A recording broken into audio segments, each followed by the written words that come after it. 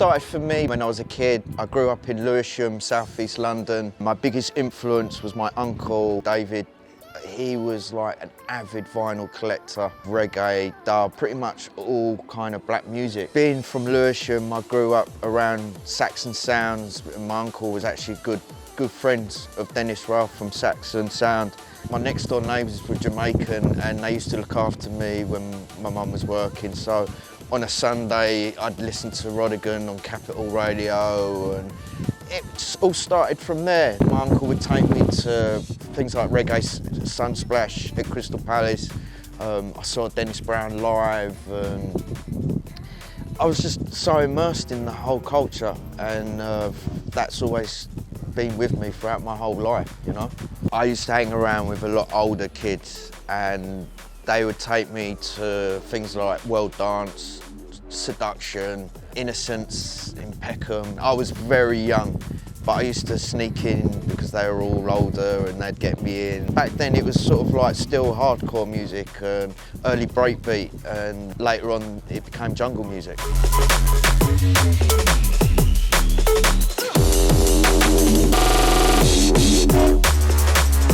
When I was 16, I'd signed my first record deal with my brother.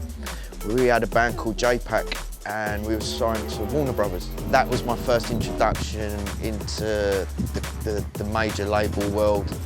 At the time we signed the biggest record deal of that year. We got into the Guinness Book of Records for that. The record label was always like, you know, who do you want remixing? And they was always adamant to get house mixes, but we was like, look, we want jungle mixes.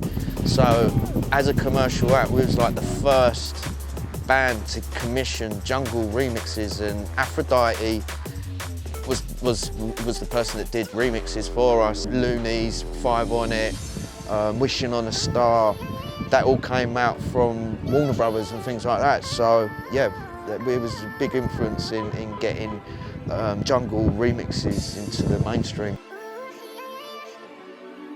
During that time as well, me and my brother used to hang around with Colin Bell and Tracy Bennett, who owned London Records, and Tracy Bennett would always take us out for like lunch, and we'd go out for drinks with him. And at the time we didn't realise, but he was always picking our brains on what the kids were into, and I'll never forget him pulling out a demo tape, and it was Timeless. And he was like, have you heard of this guy called Goldie? I was like, of course, you know, I've been going down rage heaven listening to this, you know, Reinforced Records and all things like that. And he was like, you know, is there a big buzz on it? I was like, jungle's the biggest music at the time. I'm not saying that, you know, because of our decision that we liked the demo tape that Goldie signed a record deal, but I think we was definitely part of the A&R-ing of helping that record get signed. After J-Pack, we started a record label called Mechanoise Records, me and my brother, and recorded under an artist name called Sons of Mecca. And it was predominantly breakbeat music, you know, 130, 140 breakbeats with bass lines and stuff. And in Andalusia in Spain, it became massive. We became part of their culture, and at one point I was probably playing out there like every weekend. It was crazy, and it's still crazy now. You know, I still go out there once or twice a year. We're like the slip mat or the bunter of breakbeat out there. So yeah. After Mechanoise, I took a break, and I was just producing bands and stuff. But a good friend of mine, Jay Cunning, who at the time was on Kiss FM, approached me and was like, "Look, I used to love all your breakbeat. Do you want to start producing something again?" That's how King Youth came about, and that was where the more reggae influence into the music that I'm doing now came about. I had a studio in Deptford, and I met Chopstick Dubplate, who recorded the Mr. Williams album at my studio. I helped part of the engineering, the writing of it. From then on, I became an active member in Chopstick Dubplate. I must have spent 8 years on Chopstick Dubplate. Phenomenal amount of festivals we played at. It was one of the kind of like the first jungle acts to kind of break into the festival circuit. With Chopstick Dubplate, it was about working with actual vocalists. Jungle has always been about kind of sampling, and early kind of jungle that would be sampling reggae tunes and reggae vocalists, whereas what we did was actually get in touch with reggae artists and write the songs with them. I've worked with everyone from Demolition Man, Mr. Williams, General Levy. There's a whole list of people. I'm always known for cutting, you know, sound-killing tunes or, you know, ganja tunes. I wanted a fun, you know, some dub plates that have just got a little comedy factor to it. And that's what Shape of You had, and it just blew up.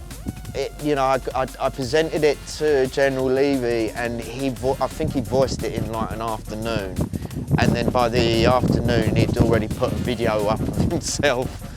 And it went crazy. I've never seen something go so viral.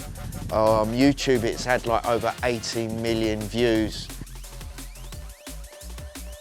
Being a new school jungle producer and being accepted amongst the old school jungle circle is a big thing for me. There were certain people that have always had my back, people like Uncle Doug's, Eastman, Cool FM. You know, I can't thank those people that had my back from the start. But I had a lot to prove, a lot to prove. Recent times, I got asked to produce and write for the Dub Pistols. Barry Ashworth approached me and said, you know, would you be up for writing with me? And I said, yes. We were writing together, and I wrote the last album, Addict. And during lockdown, it made it into the national album charts, number 11.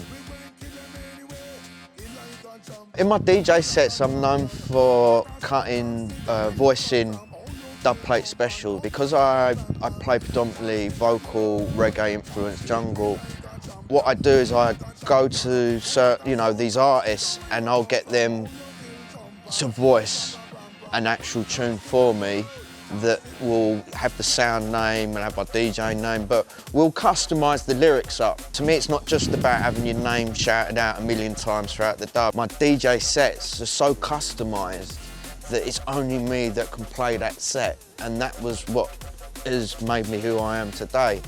It's a very expensive way of doing things. Some of these dubs and that can be costing hundreds of pounds, and the audience, they get to see a totally unique customised set that they're not going to hear at any other rate. The last year I've been recording my solo album for Biological Beats. I just wanted to show that I can produce jungle drum and bass without doing vocal stuff.